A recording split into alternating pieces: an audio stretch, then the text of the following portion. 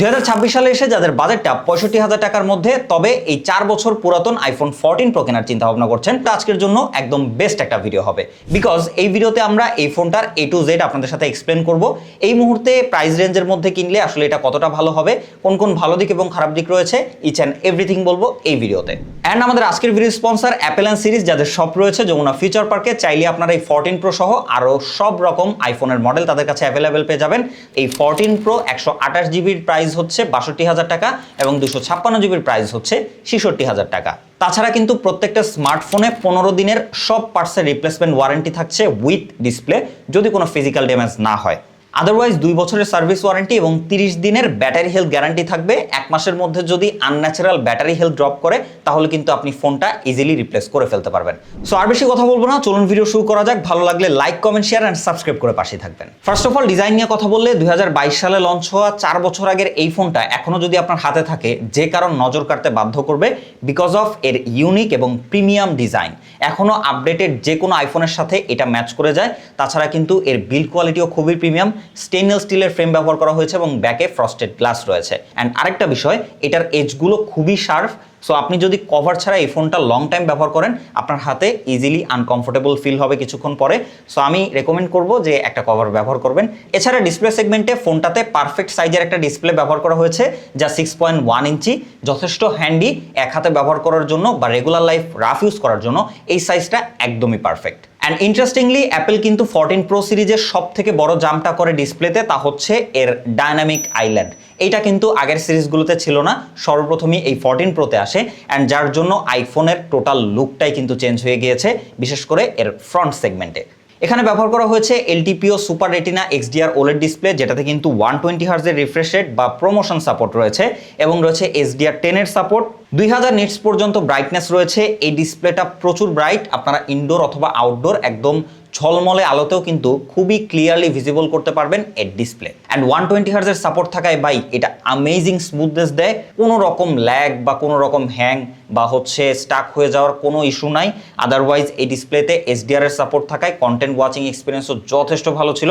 আপনারা এখানে 4K 60 FPS HDR এর সাপোর্ট পাবেন, খুবই ভালো কোয়ালিটির কন্টেন্ট এক্সপিরিয়েন্স পাবেন। তাছাড়া ডিসঅ্যাপয়েন্টের দিক একটা রয়েছে, তা হচ্ছে এর বেজেলটা আপনার কাছে কিঞ্চিত মোটা মনে হতে পারে এখনকার যেই ফোনগুলো বের হচ্ছে ওইগুলোর সাথে কম্পেয়ার করলে। অপারেটিং সিস্টেমের কথা বললে এই ফোনটা যখন লঞ্চ হয়েছিল তখন iOS 16 ছিল, বাট আপাতত আপনারা একদম লেটেস্ট 26.5 আপডেটটাই পেয়ে যাচ্ছেন। অ্যান্ড আরও আপনারা মোটামুটি 3 থেকে 4টার মতো মেজর OS আপডেট পাবেন এই ফোনটাতে। তো এদিক থেকে খুবই ভালো একটা UI এক্সপিরিয়েন্স পাবেন এখনও অ্যান্ড আগামী কয়েক বছর। তবে দুঃখের বিষয় রয়েছে যে আইফোন 14 প্রো বা 14 সিরিজে আপনারা কোনো অ্যাপেল ইন্টেলিজেন্সের সাপোর্ট পাচ্ছেন না, সেটা আপনারা পাচ্ছেন মিনিমাম আইফোন 15 প্রো সিরিজ থেকে। আরেকটা বিষয় তো বলতে ভুলে গিয়েছিলাম, আইফোন 14 প্রোতে কিন্তু অ্যাপেল সর্বপ্রথম অলওয়েজ অন ডিসপ্লের সাপোর্টটা নিয়ে আসে।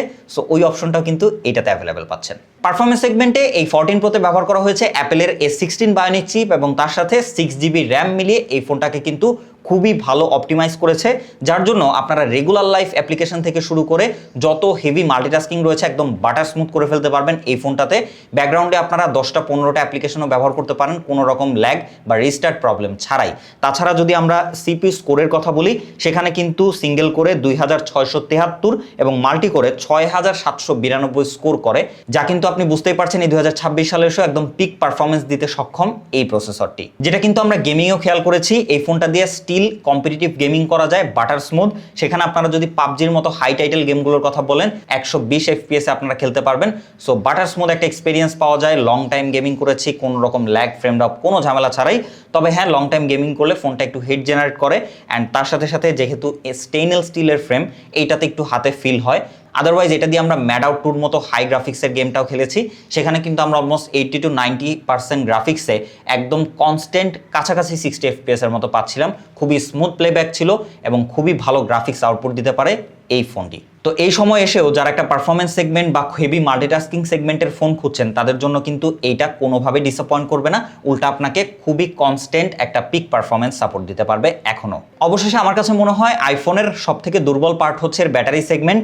এত দামি একটা ফোনেও তারা ব্যবহার করেছিল মাত্র 3200 মিলিঅ্যাম্পিয়ারের ব্যাটারি, অ্যান্ড যা কিন্তু এখনও সবাইকে ভোগাচ্ছে।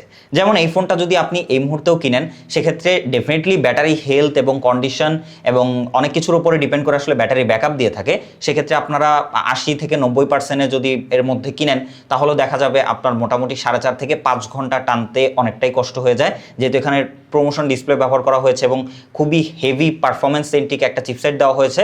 সেটা প্রচুর পরিমাণে পাওয়ার নেয়, ওই অনুযায়ী ব্যাটারিটা আসলে কম হয়ে গেছে। সো যারা এই 14 Pro কিনবেন বা এই আশেপাশের মডেলগুলো কিনবেন, অবশ্যই ব্যাটারি ব্যাকআপের এই জিনিসটা মাথায় রেখেই কিনবেন। লং টাইম বাইরে ইউজ করার জন্য হলে অবশ্যই আপনাকে একটা পাওয়ার ব্যাংক ক্যারি করতে হবে, কারণ দিনে 2 বারের মতো আপনাকে চার্জ করা লাগতে পারে যদি এই ফোনটা আপনারা একটু হেভি ইউজ করেন। ফাইনালি আমরা কথা বলি আইফোনের সব থেকে highlight part, that is camera segment. And Apple এই 14 Proতে এসেই সর্বপ্রথম ক্যামেরা সেগমেন্টে বড় একটা জাম্প করে, যেখানে তারা 12 মেগাপিক্সেল থেকে মেইন সেন্সরে 48 মেগাপিক্সেল ক্যামেরার সেন্সর দেয়। অ্যান্ড যেটা রেজাল্ট কিন্তু আমরা ডেফিনেটলি দেখতে পেয়েছি খুবই ভালো।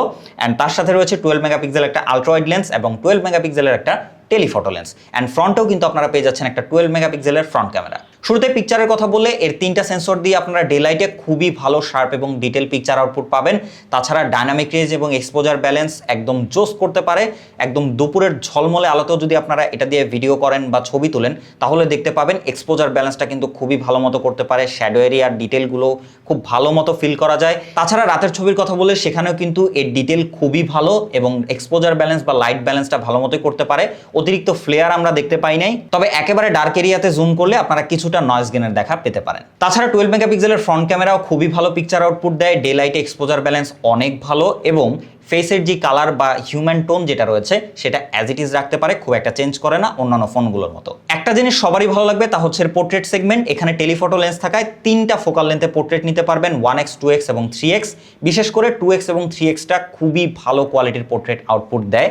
অ্যান্ড এইটাতে background blur, age detection, background separation কিন্তু খুবই ভালো করতে পারে আইফোন। অ্যান্ড এইটা অনেকটা ডিএসএলআর ফিল দিতে পারে।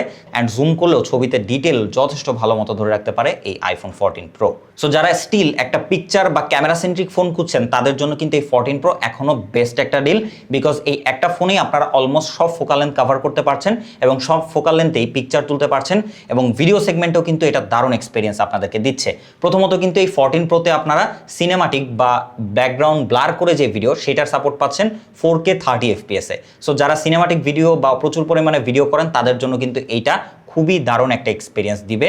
তাছাড়া কিন্তু আপনারা প্রত্যেকটা লেন্স দিয়ে 4K 60 FPS এ ভিডিও করতে পারবেন এবং ফ্রন্ট ক্যামেরা দিয়েও 4K 60 FPS এ ভিডিও করার সাপোর্ট পাবেন। এখন এসেও কিন্তু এই ফোনটা খুবই ভালো ডিটেল আউটপুট দিতে পারে ভিডিওতে এবং খুবই স্টেবল ভিডিও দেয়। আপনি যদি এটা দিয়ে ভ্লগ টাইপের ভিডিও করেন, হেঁটে চলে ভিডিও করেন, তাহলে কিন্তু খুবই স্টেবিলিটি পাবেন এবং এক্সপোজার ব্যালেন্স, ডাইনামিক রেঞ্জ এগুলো কিন্তু খুব ভালো মতো মেনটেন করতে পারে। এক্সপোজার খুব একটা শিফট করে না। সবকিছু মিলিয়ে ক্যামেরা সেগমেন্টের কথায় আসলে স্টিল এই ফোনটা আপনাকে এই বাজেটে best type of camera experience দিতে সক্ষম, ভিডিও সেগমেন্ট এবং ক্যামেরা সেগমেন্ট বোথ। সবশেষে কনক্লুশন পার্টে আসলে আপনার বাজেট যদি এই মুহূর্তে 60 থেকে 65 হাজার টাকাই হয়ে থাকে এবং আপনি যদি একটা অ্যান্ড্রয়েড না নিয়ে শুধুমাত্র আইফোনই নিতে চান তাহলে কিন্তু এই 14 Pro still as a best option, because of এটাতে আপনারা আইফোনের একদম প্রপার ফিল পাচ্ছেন। তবে 2-3টা সেগমেন্ট কমতির দিকে আপনাকে অবশ্যই মাথায় রাখতে হবে। তা হচ্ছে প্রথমত এর ব্যাটারি ব্যাকআপ, দ্বিতীয়ত হচ্ছে ডিসপ্লে প্রবলেমের বিষয়টা আপনারা অনেকেই জানেন। 14 Proতে খুব একটা নাই, তবে একেবারেও যে নাই তাও না। এইটা আপনাকে মাথায় নিয়ে বা রিস্ক নিয়েই এই ফোনটা কিনতে হবে যদি কেনার চিন্তা ভাবনা করে থাকেন। তৃতীয়ত হচ্ছে একটু হিটিং ইস্যু, যদিও বাংলাদেশের ওয়েদার এখন এমনিতেই অনেক গরম থাকে, তার উপরে এই ফোনটা হেভি ইউজ করলে মোটামুটি যথেষ্ট পরিমাণ হিট জেনারেট করে। এই সেগমেন্টগুলোকে যদি আপনি স্যাক্রিফাইস করতে পারেন তাহলে কিন্তু স্টিল অ্যাজ এ আইফোন লাইন আপের এই 14 Pro এই বাজেটে বেস্ট একটা ডিল। সো বাকি decision totally up to you. ভালো লাগলে সাবস্ক্রাইব করে পাশে থাকবেন অ্যান্ড দেখা হবে নেক্সট কোনো ভিডিওতে। সে পর্যন্ত খোদা হাফেজ।